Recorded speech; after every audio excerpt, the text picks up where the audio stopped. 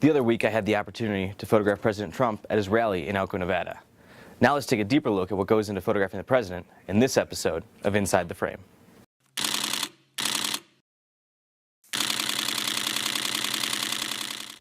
Well, it is 3 a.m. I am here in Elko, Nevada, getting ready to photograph the President of the United States, President Trump himself. Unfortunately, when you photograph the president, they want you there 8 hours early to set up your gear. So even though he's not going to be here till 11, I have to be there at 3:30 in the morning. So let's go set up some gear so we can eventually make some frames. So after setting up at 3:30 a.m., we came back at 7:30. This is when they allowed the public to enter. So this was our first chance to get in and actually start making frames.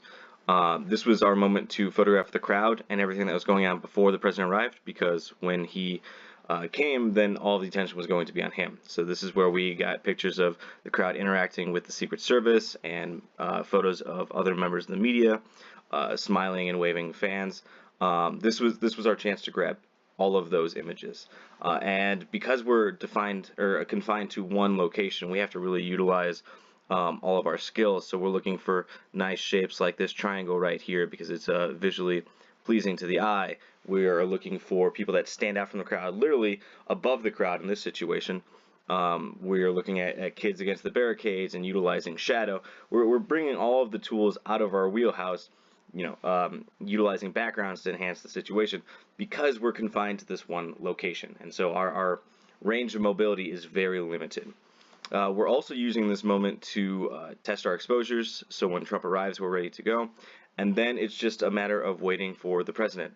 And here is Air Force One descending as he flew in.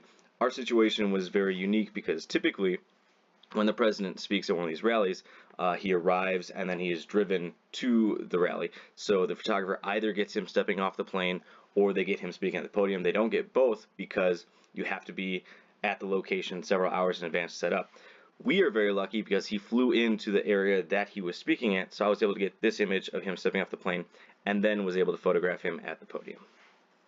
So here we have a few images of him interacting with the crowd, waving, shaking hands, doing everything that the president does when he arrives. And then he goes to the podium, which is the majority of the assignment is going to be him at the podium speaking to the crowd.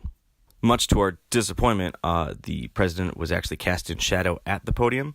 And so the longer that he spoke, the more the shadows changed. And as you notice, I spent a lot of time playing with how the shadows affect his face and what they highlight and they don't. At first, it started with just his hand coming out of the shadow, and then it moved on to his eyes and eventually his whole face, which is what we were really waiting for. But the shadows were extremely tricky, and unfortunately, it was something that we could not control at all because that's the way that this stage was set up.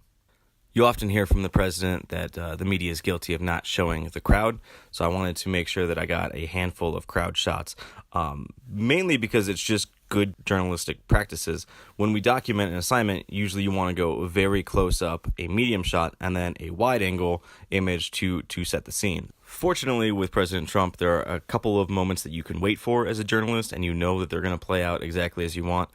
Every time he says fake news, the entire crowd turns to us and points and yells.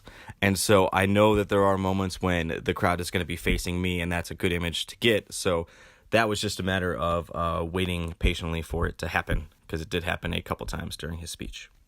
I hope this gives you some insight into what it's like to photograph the President of the United States, and stay tuned for future episodes of Inside the Frame.